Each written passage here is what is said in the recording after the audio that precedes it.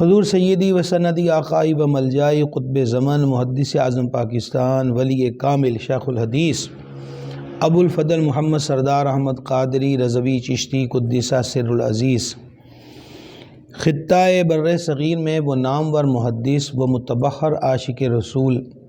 کہ جنہوں نے ساری زندگی اللہ کے حبیب اقدس شفیع محشر صلی اللہ تعالیٰ علیہ وآلہ وسلم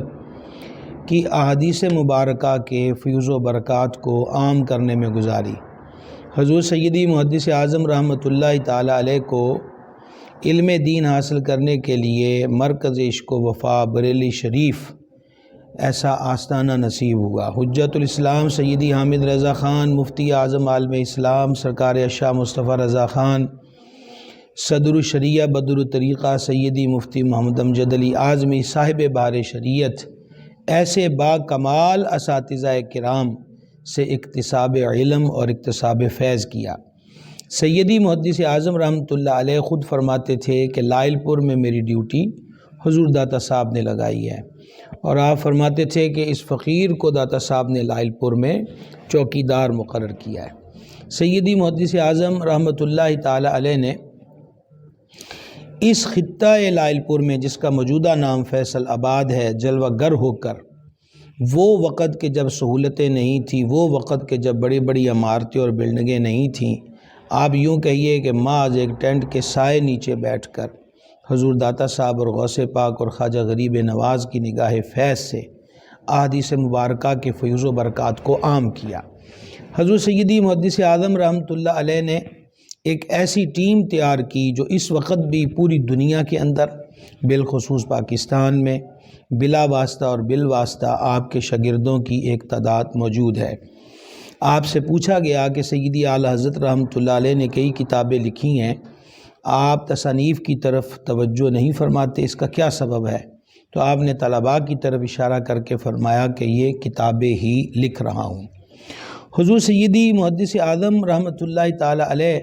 جو دورہ حدیث پڑھاتے تھے، اس کے بارے میں ہمارے اکابر علماء مشائخ کا یہ فرمان تھا کہ وہ صاحب حضوری محدث ہے،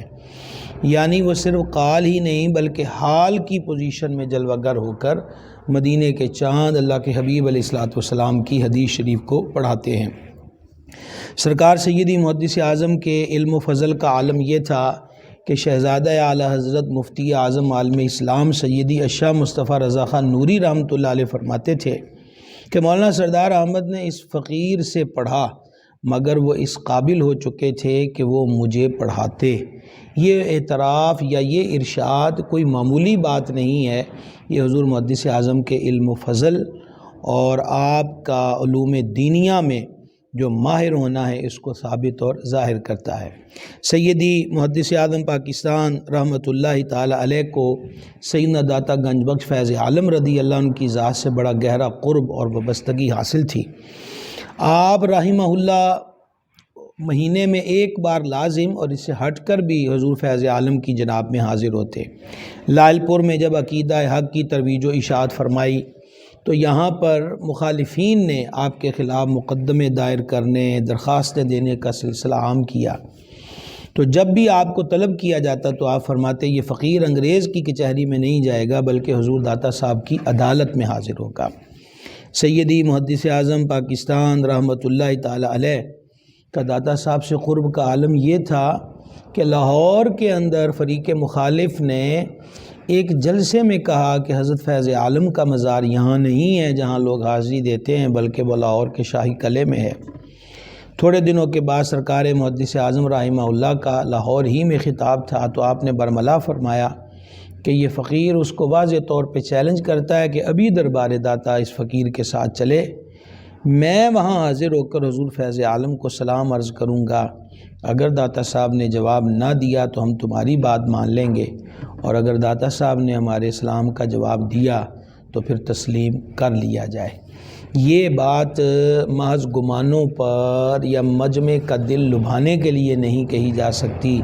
یہ بات وہی کہہ سکتا ہے جس کا تعلق حضور سیدنا داتا گنج بخش رضی اللہ تعالیٰ عنہ کی ذات سے بڑے گہرے درجے کا ہو۔ الحمدللہ آپ کا سالانہ عرس سراپا قدس آستانہ عالیہ جھنگ بازار میں جاری و ساری ہے۔ اللہ تعالی حضور محدث اعظم کے فیض و برکات ہم سب کو عطا فرمائے۔ ہمارے سلسلہ عالیہ قادریہ رضویہ کا یہ شعر ہے کہ یا الہی سردر احمد پہ ہو وقت اجل، مرشدی سردار احمد بارضا کے واسطے۔